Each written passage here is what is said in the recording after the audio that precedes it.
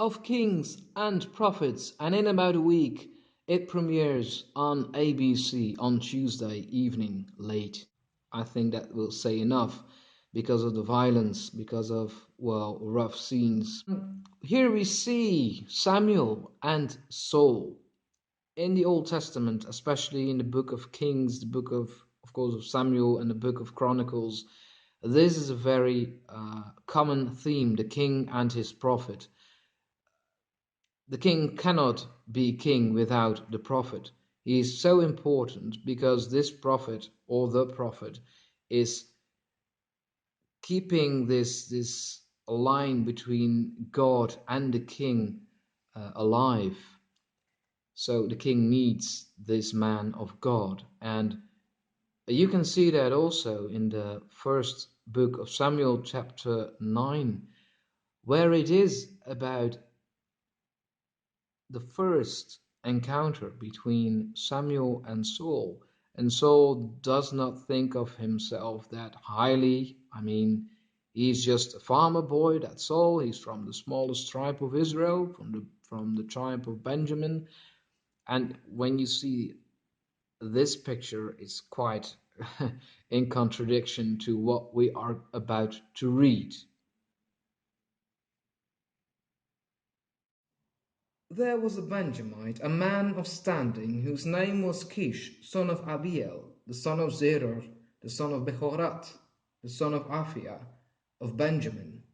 Kish had a son named Saul, as handsome a young man as could be found anywhere in Israel, and he was a head taller than anyone else. Now the donkeys belonging to Saul's father Kish were lost, and Kish said to his son, "Take one of the servants with you and go and look for the donkeys." So he passed through the hill country of Ephraim and through the area around Shalisha, but they did not find them. They went on into the district of Shaalim, but the donkeys were not there. Then he passed through the territory of Benjamin, but they did not find them. When they reached the district of Zuph, Saul said to the servant who was with him, "Come, let's go back, or my father will stop thinking about the donkeys and start worrying about us."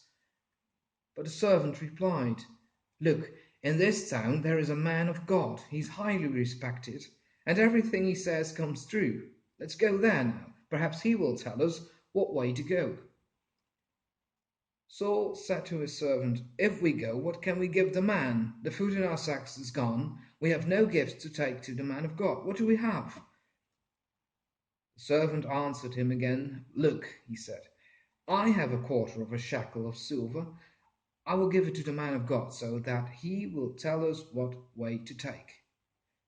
Formerly in Israel, if someone went to inquire of God, they would say, "Come, let us go to the seer," because the prophet of today used to be called a seer. "Good," Saul said to his servant, "come, let's go." So they set out for the town where the man of God was. As they were going up the hill to the town, they met some young women coming out to draw water. And they asked them, "Is the seer there?"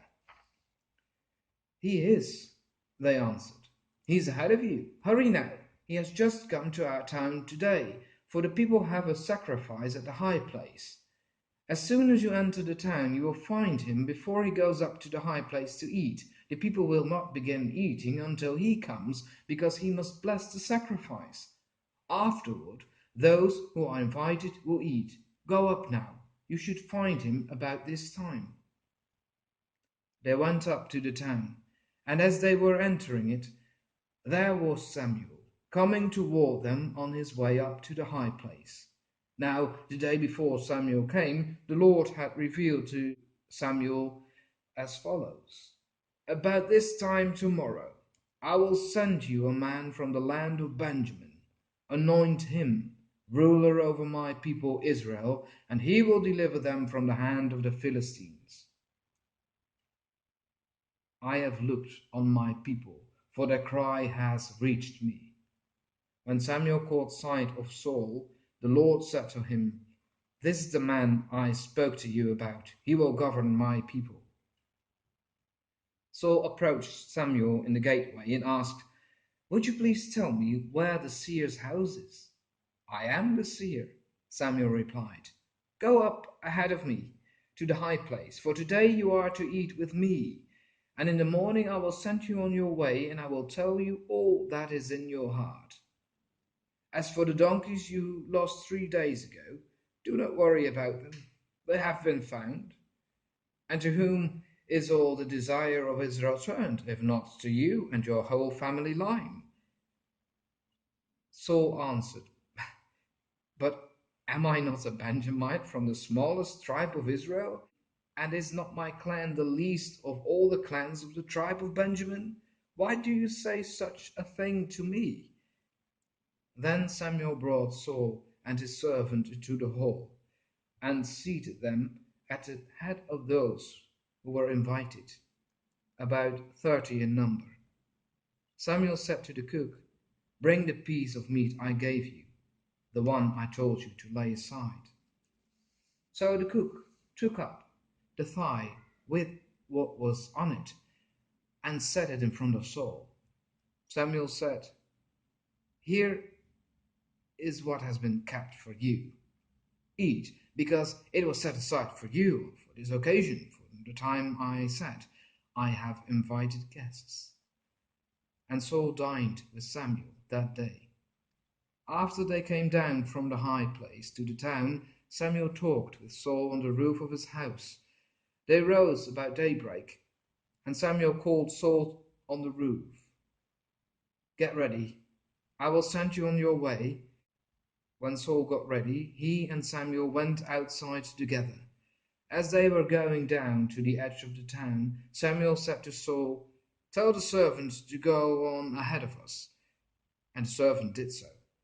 But you stay here for a while, so that I may give you a message from God. Then Samuel took a flask of olive oil and poured it on Saul's head and kissed him, saying, Has not the Lord anointed you ruler over his inheritance?